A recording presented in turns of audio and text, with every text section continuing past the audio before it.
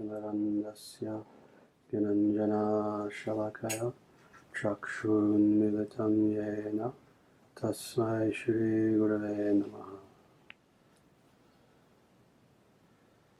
Welcome back, everyone, as we continue going through the Narada Bhakti Sutras. 66 and 67 go quite well together, actually, as two verses. So let us begin with verse 66. I'll read the English and then I'll comment on this a little bit. Having broken through the previously mentioned three gunas, one should manifest pure love of God in the form of either serving as God's eternal servant or as the eternal lover of God. Very good. So this first clause is referring to a previous verse in the Narada Bhakti Sutras, namely verse 56, where it says, having broken through the previously mentioned three gunas.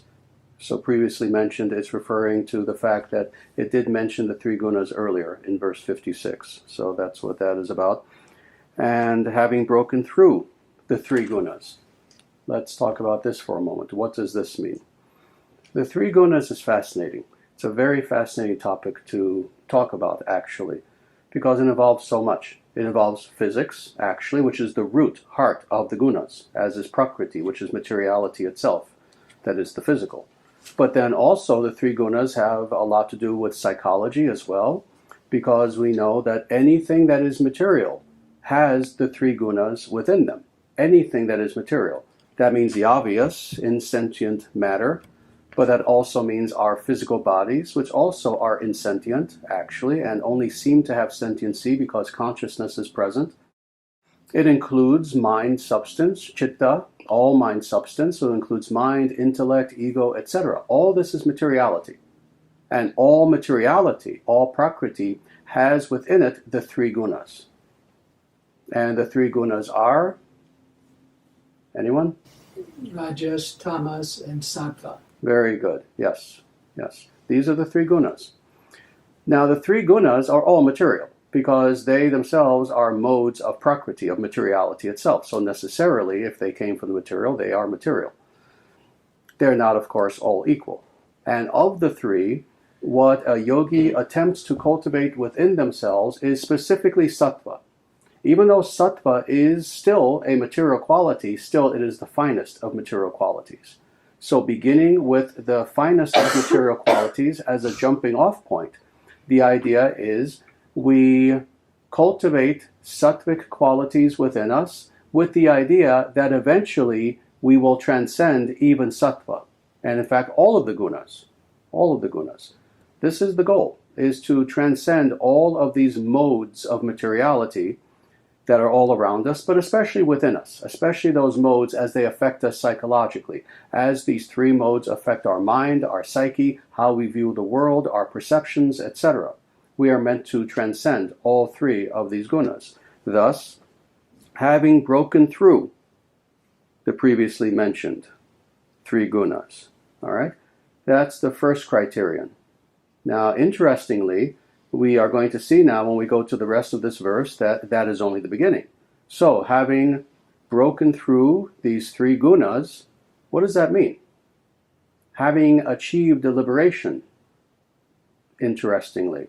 So you see, people who have come to my talks and my classes for many, many years have heard me say this for many, many years. And this comes as an absolute surprise to probably 98% of people who even call themselves gurus, what to speak of followers of gurus. Liberation is only the beginning. Liberation is only the beginning. And that comes as a surprise to people. But here we have it. Having broken through the previously mentioned three gunas, in other words, having now transcended all materiality and come to a point of liberation, now there's something further. One should manifest what? Pure love of God in the form of, now wait, let's stop there. Actually, let me not complete that entire clause. One should now manifest pure love of God. So again, we have seen that, interestingly, even liberation itself, moksha, mukti, nirvana, so many different words for this idea of liberation, is itself on a lower echelon in comparison to bhakti, in comparison to love of God. And again, people have heard me say this for many, many, many years. Well, now we have scriptural proof of this. And truthfully, there are many, many verses all throughout the scriptures that say this. But here specifically in the Narada Bhakti Sutras, liberation is only the beginning. Liberation is self-realization. Liberation means transcending materiality. If you have transcended materiality, thus having left the gunas behind you, you're liberated. But even for the liberated being, they can go further. And that further step is now developing love for God, which is superior even to liberation. All right? Now, one should manifest pure love of God, and in two specific ways. In the form of either serving as God's eternal servant or as the eternal lover of God.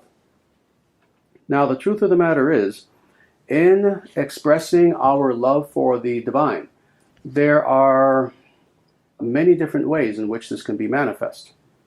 We can see God in a neutral sort of way where we worship God and have love of God in a sense of awe and veneration, God being very high above us, being very far off, and we seeing ourselves as very small and simply being there in awe of God. This is one way in which we can express bhakti.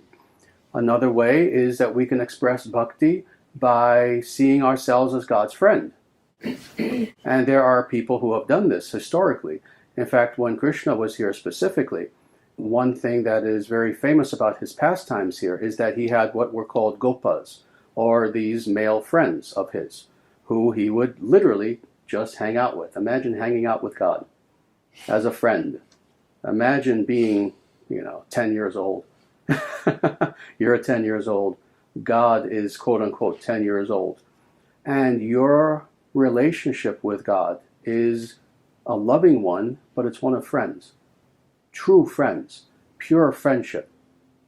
In every sense of that term. Pure friendship in which you derive joy from each other's company. You derive joy from giving each other joy. You derive joy in playing together, in joking together, in just being very casual together. But you're doing this not just with someone you grew up with on your block in some city somewhere, but with God. God. Envision this. This is one rasa. This is one relationship that we can have with the divine in loving reciprocation, in which we are friends with God. Another, Vatsalya rasa, is where we can love God as God's parent. Now, I've always mentioned this, how it's so interesting how in the West, and specifically the Abrahamic religions, we tend to see God as God the Father. God is the parent. We are the little child, and God is the parent. But anyone who's ever been a parent knows, all right, in that relationship, who's in the center? It's not the parent. It's not the parent who's in the center. It's that child who's in the center. So how amazing is it that in Vedic culture, we can see God as our child, and thus center all of our thoughts, all of our concerns, all of our even worries upon God. The important thing is that God is in the center of our consciousness at all times. So this is another relationship that we can have with God.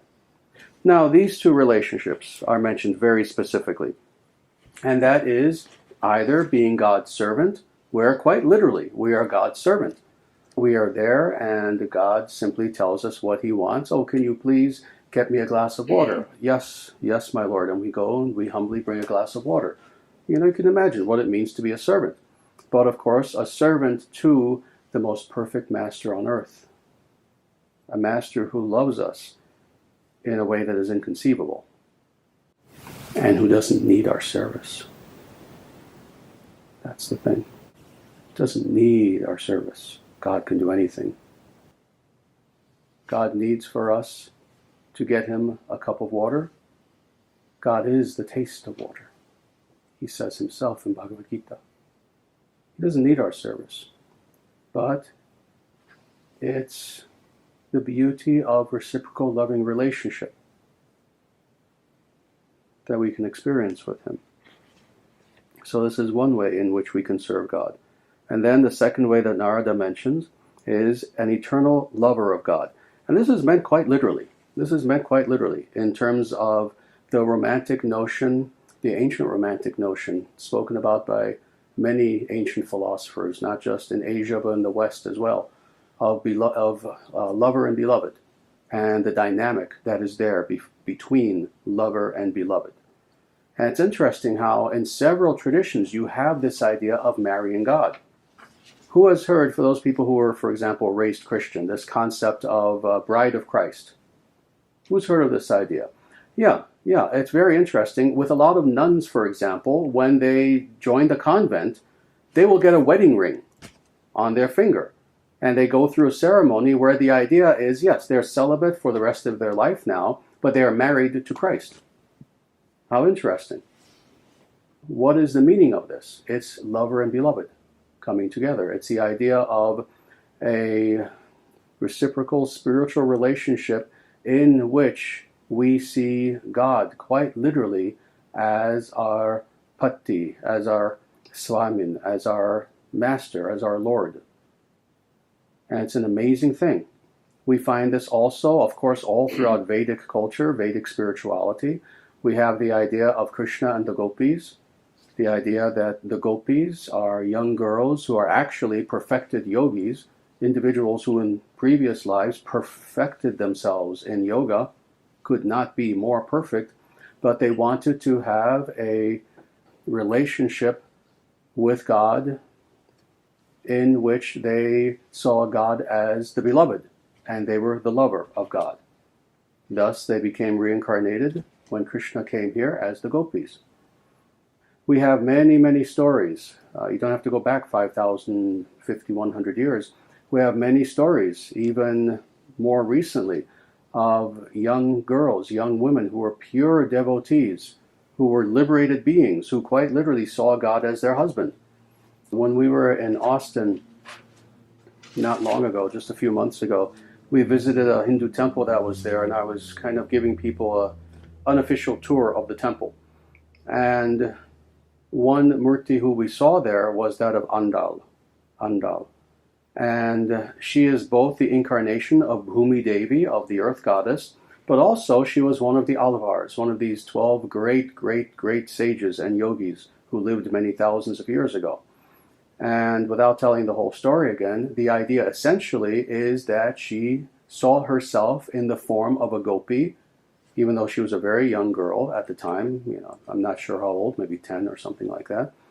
And she saw God as her husband. And as a result, she would not get married. And then finally, at a pretty young age, maybe 20, 21, eventually after writing beautiful love poetry to God, and those poems are there, you can read them. Some of them are translated into English, not enough of them are. You read this poetry and you think it's just a young girl speaking to her boyfriend, speaking to someone she's in love with. It's spiritual poetry. She's speaking of Krishna specifically. And then finally, at the age of 20, 21, she goes into a temple of Krishna, and the doors lock behind her, and no one can get in, and they finally break the door down, and she's gone, never to be seen again, having merged into the Murti. Then you have Mirabhai, who lived approximately 500 years ago. Similar story. She was a princess in the Indian state of Rajasthan, and when she was very young, again, I'm not sure how old, maybe 10 or something, she was in the palace, and outside there was a wedding procession going by. And she asks her mother, the queen, well, what's happening? What is that? And the queen tells her, oh, that's a wedding procession. You see that young lady there? Yeah, she just married that young man who's next to her. And Mira, at this very young age, asks her mother, oh, who is my pati? Who is my husband? Who am I to marry? And the mother didn't know what to say, so jokingly she said to Mirabhai, oh, Krishna, and there was a murti of Krishna that was there. Krishna is your husband. You're married to him. And so impacted was this little girl by that statement that she began to worship that Murti as her husband. And every day she would worship that Murti. She would talk to the Murti. She would tell the Murti of Krishna about her day. She treated this Murti as if literally this was her husband, her best friend. And finally got to the point where she was old enough and it was time for her to get married. Married? What are you talking about? I am married. You're asking me to cheat on my husband?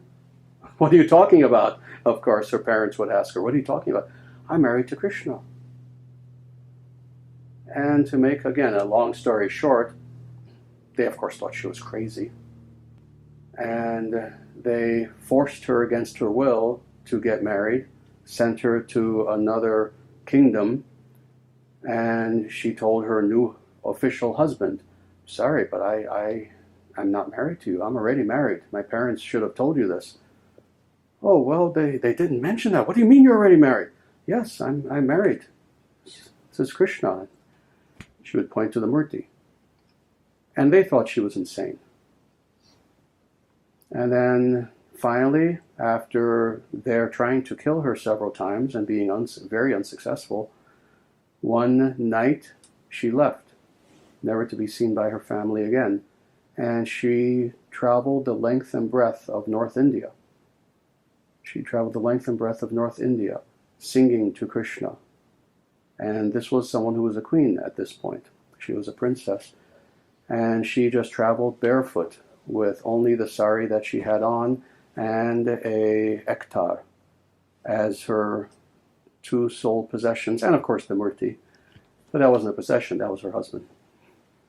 And she traveled the length and breadth of India with that instrument, the ektar, and sang about Krishna and sang about Krishna. And it got to the point where sometimes she would be walking along the road and there would be 1,000 people behind her, following her, listening to her sing. And she spent the rest of her life doing this.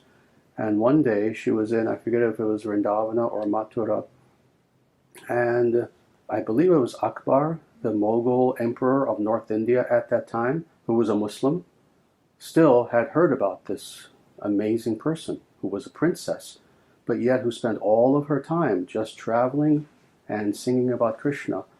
And one day he came there to where she was, disguised, with just a few of his ministers.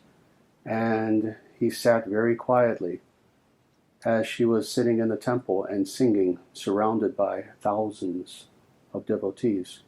And the Mughal emperor of India sat there with tears streaming out of his eyes as he heard her voice, as he heard the bhakti in her voice. This was Mirabhai. And the same thing happened to her eventually. One day when it was time, she walked into a temple and she never came out. And she just disappeared. For both Andal and Mirabhai, there are no graves. They simply left. So that's what it means to be the eternal lover of God. So let's go on to 67. So the principal devotee. The principal devotees are those who possess one-pointed devotional consciousness toward God. Now, it's very important that this verse is following the previous one, and that is this. One could easily make the mistake of thinking that because Narada mentioned 2 of the 5 rasas, the 5 different sorts of devotional relationships that an individual can have with God, because he mentions these 2, somehow maybe he's saying that these 2 are superior, or maybe one of them is superior. But Narada is saying something different here with this verse now. He's saying, let me read this again. The principal devotees, what's meant by the principal devotees? The highest devotees are who? Those who possess one-pointed devotional consciousness toward God. In other words, whatever your particular relationship is with God, yes, you see God as your beloved and yourself as the lover of God. You see yourself as a servant of God. You see God as your friend. All that's important. And what makes a person a supreme devotee is that they indeed have this focused, one-pointed devotion toward the Absolute. So he's making this very clear. Don't make the mistake of saying that one rasa is higher than another.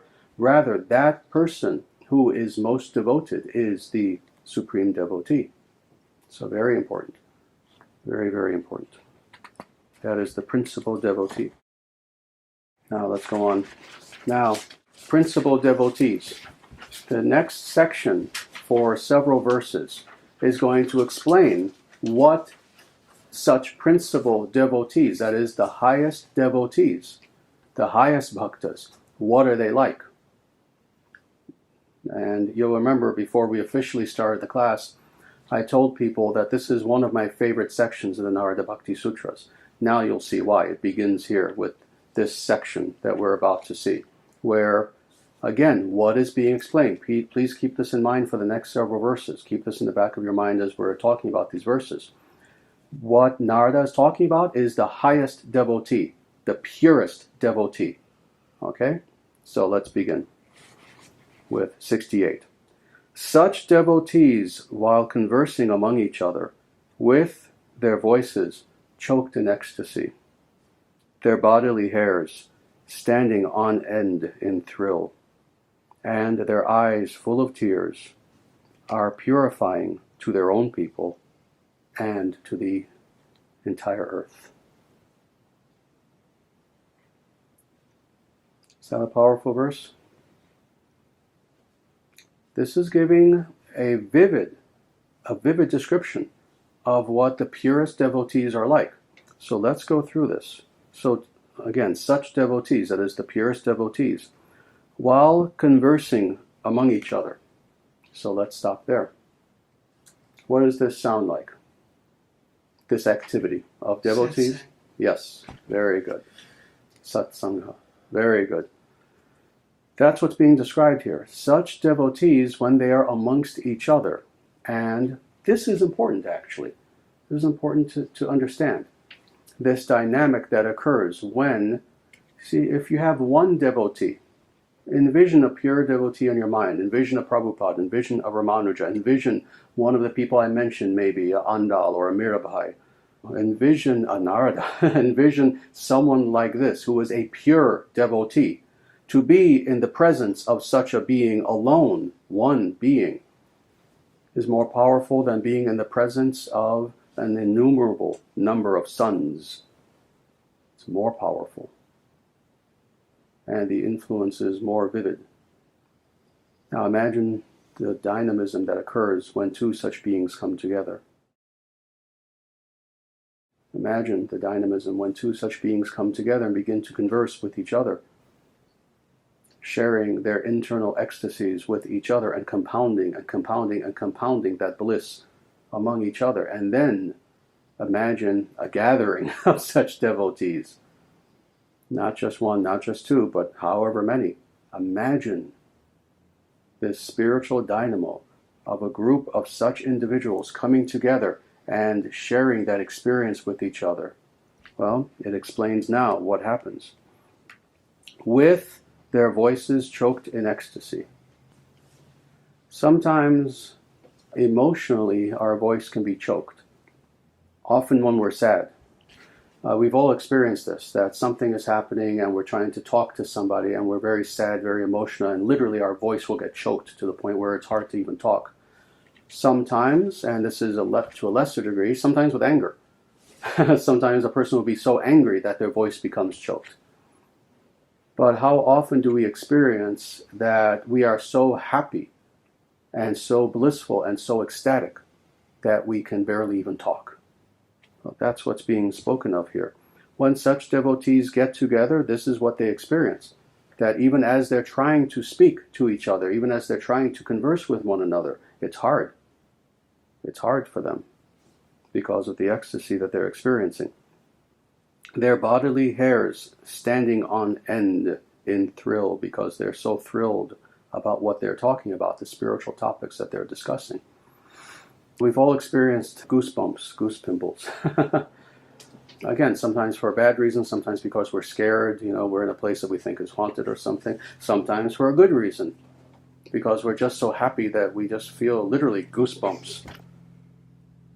Well, this is also something that is experienced by pure devotees, except it's something that, again, the experience of which is indescribable. And their eyes full of tears. And why would their eyes be full of tears? Tears are an interesting thing. Again, with so many emotions, it is interesting how the reaction will occur, whatever specific reaction we're talking about. If we're having a negative emotion or a positive emotion. So we know, of course, when people are sad or angry or hurt, they'll cry. But we also know, and we've all experienced this, I hope, that also when we're extremely happy, we'll cry. Isn't that odd? If we're extremely miserable or extremely happy, we'll cry. Or a voice will become choked up, or any of these things will happen. Well, of course, we're talking about the positive in this sense, and in fact, not just the positive. Envision, if you can, a time when you were so happy that all these things happened to you. Your voice was choked, and you feel goosebumps everywhere, and you start to cry. You were so happy all these things were happening. And keep that memory in your mind. And this is not to disparage the memory that you have, but that memory is nothing in comparison to what we're talking about. We're talking about an ecstasy such that the tears keep flowing in happiness. This is what we're talking about. These are some of the things that a pure devotee experiences when experiencing pure bhakti, pure devotional consciousness. So again, with this class especially, with so many of my talks, but especially, of course, with the Narada Bhakti Sutras, we've heard this term again and again and again, bhakti, bhakti, bhakti. And many of us are beginning to grasp what this means. But this gives us such a pure picture, a clear picture of exactly what it means to experience a state of consciousness in relationship with the divine, with our source, that is so overpowering, that is so pure in its essence, that is so an expression of our soul to the Supreme Soul in such a manner that this is how we have no choice but to react, to the point where what to speak of it affecting our consciousness in ways that are not seen, even our physical body is affected. And I can give you 100 examples of different sages throughout history who actually exhibited these exact characteristics. Now, having said all that, such people, such pure devotees who are experiencing this, are purifying to their own people and to the entire earth. They're purifying. In other words, when you are near them, you begin to become pure yourself. This is the effect of being near such people who are experiencing these various things. Such people are purifying to their own people. That is, what does that mean? Their own people. Oh, their family, their friends, anyone who is physically near them, their own tribe, whatever, their own nation. But not only that, it's interesting how Narada says this, and this is in the Sanskrit, actually. I tried to have great fidelity to the Sanskrit when I translated this. They are purifying to their own people and to the entire earth. The very earth herself is purified as a result of the presence of such pure beings. Now let's go on to 69. Such pure devotees are what make the sacred places holy, render all good actions into righteous activities, and give the scriptures their very basis of authority. Now that is powerful. This verse 69, very, very powerful. I want to read that again. And believe me, and we'll talk about this, you'll see how this is the case, Narada is not exaggerating. See, a cynical person very easily could say, oh, well, wait a minute, kind of an exaggeration, isn't it? Isn't Narada just trying to exaggerate for the sake of emphasis? How can pure devotees be such amazing beings. He's not exaggerating. Let me read this again. Such pure devotees are what make the sacred places holy. Let's stop there for a minute. I want to talk about that. A sacred place is called a tirtha in Sanskrit. A tirtha is a sacred place where, for one reason or another, it's recognized as sacred. Something of importance occurred there. There's a very important temple there. So, for example, Vrindavana. Vrindavana is a sacred place. Why? Well, Krishna had many of his pastimes there. Ayodhya. Ayodhya is a very sacred place. Why? Well, because Rama was there, and it was the seat of his kingdom. And on and on. So many places are considered to be sacred because of something that occurred there that itself was sacred. However, this is something that's interesting. Sages are also called tirtha. A lot of people aren't aware of this. A sage is also called tirtha. Thus, one of the sannyasi names, when you take sannyas, when you become a swami, there are various orders that you join. So you can become Saraswati, you can become Giri, you can become Bharati, and there are others, or you can become tirtha. So you can become Swami such and such tirtha. So this is an actual title, an actual name that's given to sages. Tirtha, the same word as sacred place. Why is this the case? Because for those individuals who understand the nature of such sacred places, when you go visit a sacred place, let's say you go to Vrindavana. I have never been to Vrindavana. I had an opportunity several times when I was in India, and I didn't consider myself worthy of going to Vrindavana at the time. It would have cost me nothing. There were godbrothers of mine who were going, and they wanted me to go with them, but I didn't go at the time. But let's say you were to go to Vrindavana, and this is what I would have done had I gone to Vrindavana. As soon as you go to Vrindavana, what is the first thing you should do? Fall down on the ground and worship the location. Very good. Very good. You gave a better answer than I gave a question. I should ask, you're right, that's the first thing you should do. What's the second thing you should do? That's the real question. You're right, as soon as you enter a holy place, you should touch the ground and offer your obeisances to that place. Now, what do you do? Visit Radha Krishna in the temple? Or outside a temple? That's the third or fourth thing you should do. Purify yourself? Again, third or fourth. Maybe fifth. What's the second thing you should do after offering your obeisances to the tirtha itself? Find a devotee. A devotee? Go on. All devotees. No, be specific. Lover of God. Lover of Krishna. Yeah, what's another term for this? Bhakta. Just any bhakta? So you go to Vrindavana, the cows are bhaktas. Even the cows. You hear the cawing of the peacock? That peacock is a bhakta. Just any bhakta? Human bhakta. All right. Second thing that you do when you enter any tirtha is look for a human tirtha. So remember what I was saying? Tirtha means the place, but also the person. Look for a pure devotee. Look for a liberated being. Look for the guru, the acharya, who is there.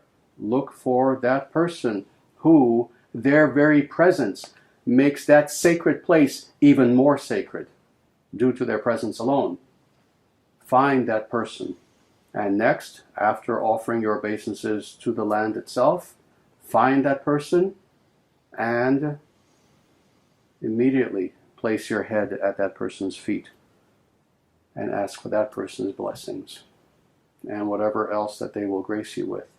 If they'll teach you, if they'll say something to you. Very, very important. As a personal aside, that's the secret for why I didn't go to Vrindavana. I was already at the feet of such a person. So I didn't need to go to Vrindavana. When I was with my guru, I didn't need to see anything else. I couldn't care less about India. I couldn't care less about the fact that I was in India. I couldn't care less about tirthas, about holy places. I couldn't care less about touring. I couldn't care less about temples. I couldn't care less about doing anything at any point other than being there with my guru. So that's why, even though I had many opportunities, I could have done anything. I had god brothers who were touring. I had god brothers who were going to go to Nepal and see the Himalayas. They wanted me to go with them. I had god brothers who were going to Vrindavana. I had god brothers who were going south. All kinds of tours that they were doing. And I thanked them and I said, no, I'm staying here with Guru Maharaj. When Prabhupada went to Russia, he was invited to take a tour of the city. I think it was either Moscow or Leningrad. And he said, no, I'm not interested in sightseeing. Mm-hmm. That's true. Very true. All right. So such pure devotees are what make the sacred places holy, what render all good actions into righteous activities. Let me explain that briefly. There are all kinds of good actions that a person can do. You know, we've talked about this. Even a bad person can do a good action, no? Even a bad person can do something good, can see someone who's starving and say, oh yeah, you know, here's a hamburger. And most likely what they would give them, a hamburger.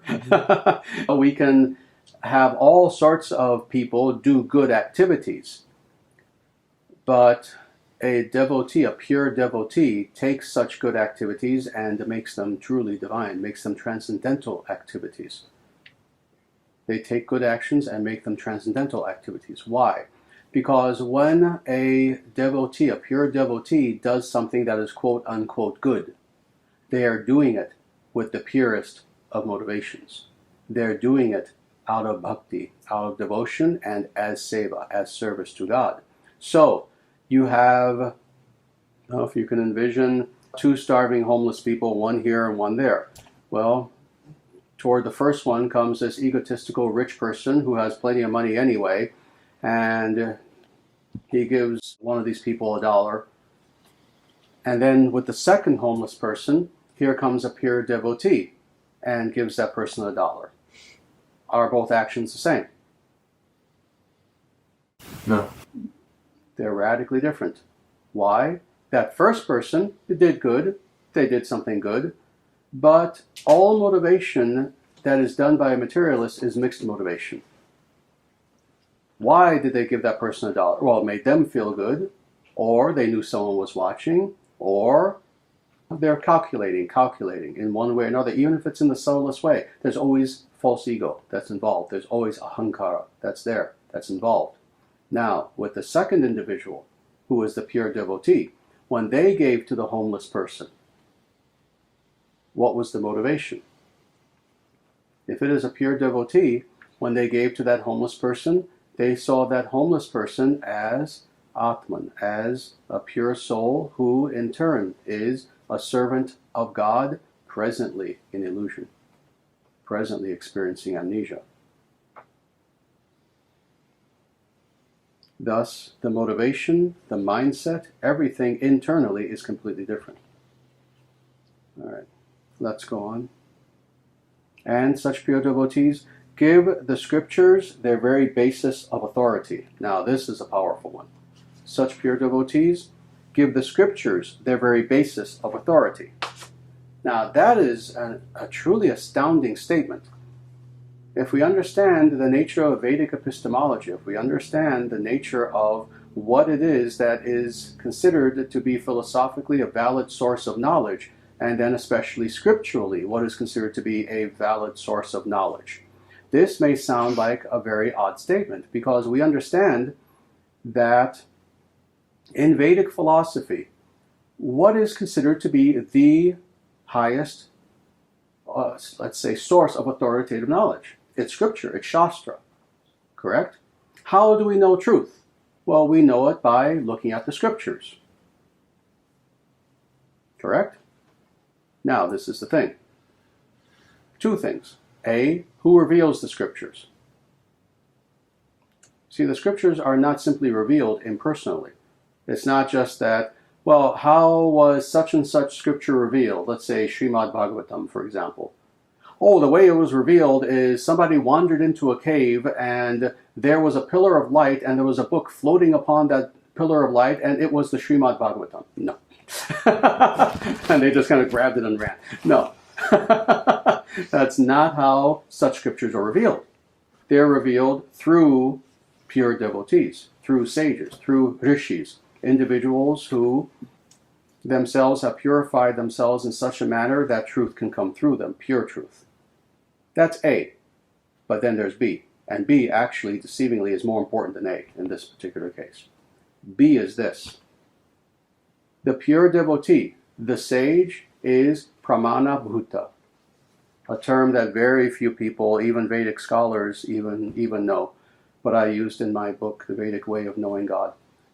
They are considered pramana bhuta. They are living scripture.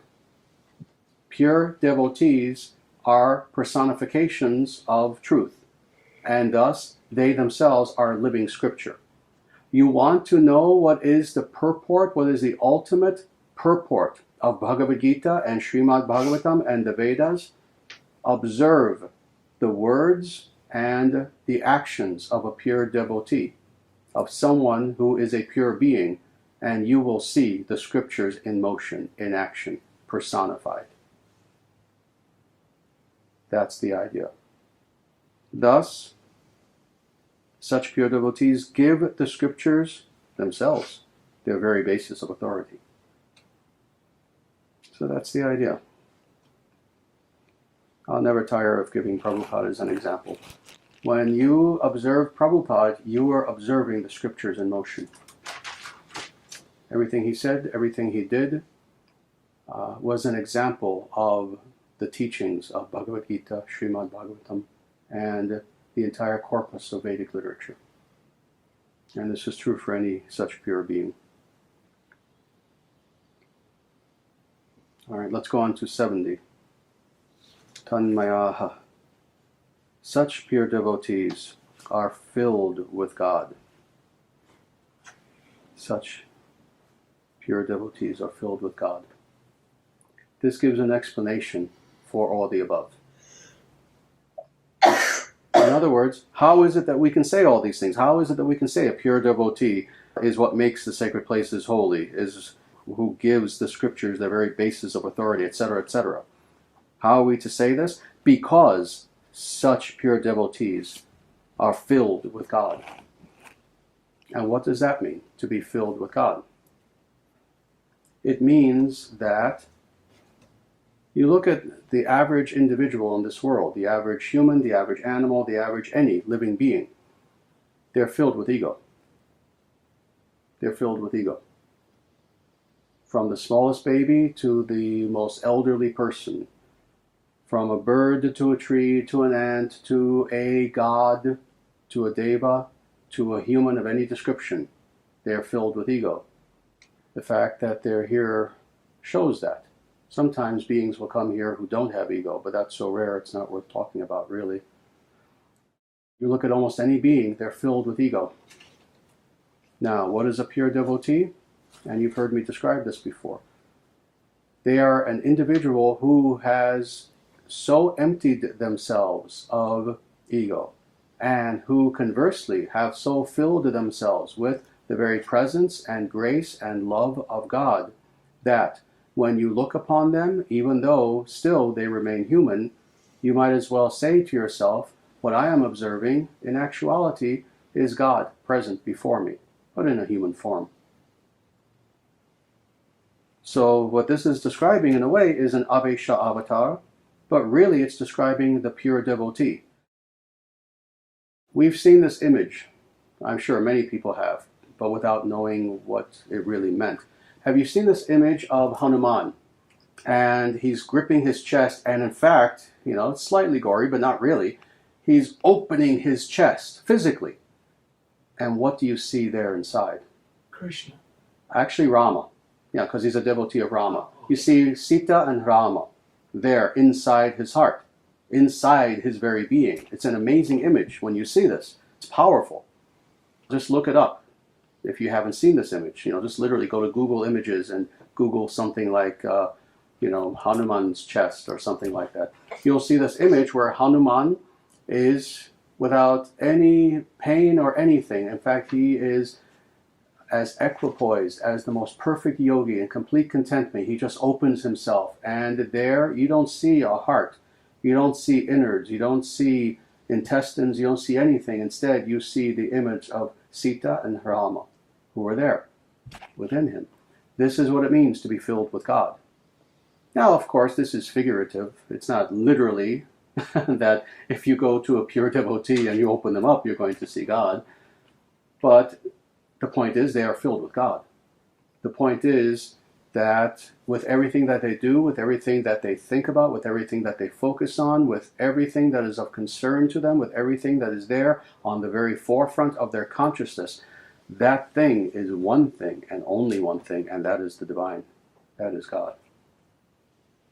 That is the pure devotee. Thus, such pure devotees are filled with God.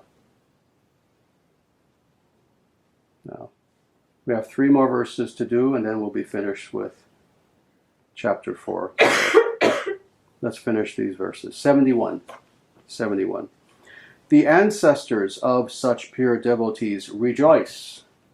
The gods and goddesses dance, and the earth feels protected by such masters. Is that a happy verse? Can you envision the gods and goddesses dancing right now? Because they're in the presence of such a pure being, such a pure devotee, a Shuddha Bhakta. Shuddha Bhakta is the term. Shuddha means pure, Bhakta, devotee. Shuddha Bhakta is a pure devotee. So,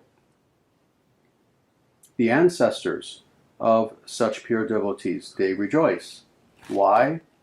Because the ancestors look down upon us. They watch over us. They care about us. Even though physically they're not here anymore, still they're present and they care about their progeny. They care about the individuals who came after them, future generations. And even though we may not be aware of it, the truth of the matter is we're being looked over by our ancestors. And when they see such a person born in their family, they rejoice, they're happy. They feel as if I contributed something wondrous, truly amazing to humanity. Even if this person is my grandchild, great-great-great-grandchild, or whatever, they feel a sense of pride and rejoicing. The gods and goddesses dance when they think of such pure devotees. What's significant about this is this. The gods and goddesses are very stoic. When you encounter the gods and goddesses, you're going to meet beings who do not blink. They don't blink. You're going to meet beings who their feet don't touch the ground. They're several inches above the ground. You're going to meet beings who seem, to your vision, like statues. They seem not to even move because you're moving so fast to them. That seems like they're immobile, when in actuality they're not. So when you meet the gods and goddesses, you're going to meet beings who are extremely formidable, who will almost in a way kind of scare you, because you've never seen beings like this, so powerful. And yet, what is this verse saying? When they think of pure devotees, they dance. They dance. They're so joyous at the idea of such pure beings. The gods dance in joy. And the earth feels protected by such masters. The earth constantly needs to be protected. That's true today, that's always been true. In fact, very often the reason why there are avatars, the reason why God himself will come to the earth is to protect the earth herself. The earth is Bhumi Devi, she is the mother of all beings who reside upon her. And very often she needs protection from, very often, some of those very beings who are on her. That's what's sad, and especially the human beings. You know, cats don't really bother her. Pigeons don't. It's humans. Very often she needs protection from humans, even though humans in a way are her own children, and they live and thrive because of her blessings. Still, humans very often and historically will do some very stupid things to harm the earth herself. So when that happens, she needs protection. And again, avatars will come, different scenarios will occur historically. But also, when there are such pure devotees upon her, such perfected masters, as this verse says, she feels protected. She feels at ease. The earth herself feels as if, yes, everything is fine. Everything is good. Because these beings are treading upon me with their blessed lotus-like feet. Let's go on to 72. Among such pure devotees, there exists no distinction of social class, education, physical appearance, family background, wealth, profession, etc. Adi is etc. Now, what does this mean? Is this a form of radical egalitarianism of, let's say, Marxist variety that Narada is talking about? Absolutely not. It can deceive us, people of lesser intelligence, and people who think they're philosophical but not quite philosophical. It may seem like this on the surface. It's not what it's saying. Rather, for the pure devotees, when they look upon all other living beings, what to speak of other humans, when they look upon insects, when they look upon aquatics, when they look upon birds, when they look upon animals, when they look upon the gods, when they look upon demons, they see Atman. Oh, they see all the gunk on top too. They see the bodies, they see the minds, they see the illusion, they see the anger and hatred and fear and all these other things that are there too. They acknowledge it. But what is of importance to them is that all these living beings are ultimately consciousness. They're ultimately Atman. Thus, in their mind, there's no distinction. This is why, for example, in the Bhagavad-Gita, there's the famous verse where Krishna will say that for the pure sage, they can look upon an elephant, upon a cow, upon a brahmana, upon a dog, upon that person who would even eat the dog. And they see them all with samadarshinaha, with equal vision. Why? Because they're all exactly the same? Of course not. But because they're all Atman. They're all consciousness. They're all consciousness. So again, Krishna says this in the Bhagavad-Gita. Now Narada also is saying this, that for the pure devotee, they see Atman. They see Atman. They don't care how many PhDs you have. They don't care if you never even learned the letter A. They don't care if you are an individual who is worth $20, $30 billion, or if you just lost the last penny that you had in your pocket. Such pure devotees don't care even if you are a Brahmana, Kshatriya, Vaishya, Shudra, or an outcast. Altogether. Now again, don't make the mistake of thinking that to such pure devotees, it's not that these distinctions have no meaning. No, they have meaning, but they also look past them. That's what's important. They look past them. See, you speak to a pure devotee, and you say, oh, okay, do you see that this is a man and this is a woman? Do you see that this is such and such and this is such and such? Of course, they'll say, well, yes, of course, I see that. Of course. I'm not stupid. Pure devotee is not stupid. They see the distinctions. They're not unintelligent. They're not blind. However, this is the difference. For the materialist, the distinctions mean everything. For the materialist, all I care about is the rich person. All I care about is the beautiful person. All I care about is the famous person, and etc., etc. They pick and choose, pick and choose, pick and choose out of ego. But for the devotee, what am I going to say now? What's my next statement? They don't pick and choose? No, they do also pick and choose. But based upon one criterion alone, I choose to associate with those individuals among all humans who also are servants of Narayana. But also recognizing that all living beings are Atman. But what is of importance to me? Who do I choose to associate with? Only people who are wealthy? Only people who are beautiful? Only people who are famous? No. I choose to associate only with those individuals who are pure. That's what I choose. go on. The last verse of chapter 4, and this is verse 73. This is the case. And now, let me just stop right there for a second. What this is referring to when it says this is the case, it's not referring merely to the verse immediately preceding, but all these verses we've been talking about, okay? So all these descriptions of the pure devotees, all right, this is the case because such devotees are his own. Everything, what Narada is saying here is everything that I have just stated about the nature of such devotees.